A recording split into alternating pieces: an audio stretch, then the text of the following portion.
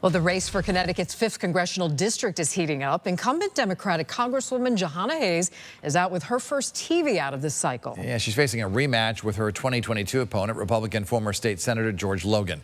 News 8 political contributor Mike Cerulli has the very latest on the race. The TV blitz for Congresswoman Jahana Hayes' re-election bid is on, with a little help from her husband. In the Hayes house, we're committed to service. I'm proud to say I've served in law enforcement for over 27 years. That commitment to service extends to the 5th District. Congresswoman Hayes highlighting some of the policies she has pushed for in her 3 terms in office.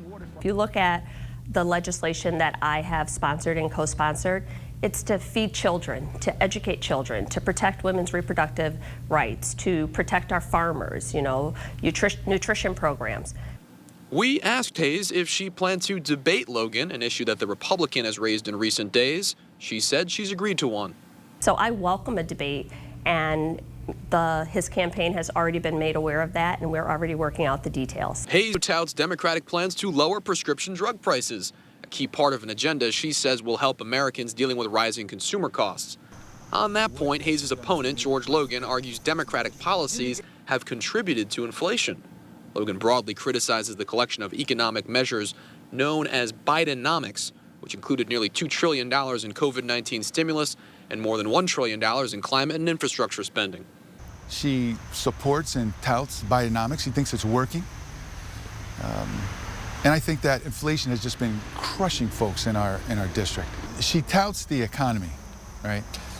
When I'm knocking on doors, what I'm hearing from folks is they want to know what is Congress going to do to bring down the cost of living? Right? People are back to work. More jobs have been created. Hayes said federal action on all those issues would be stalled if Logan wins and helps Republicans maintain control of Congress. We wouldn't even see these things come up for a vote because Mike Johnson would be the one setting the agenda in the Congress. Reporting in Waterbury, I'm Mike Cerulli, News 8.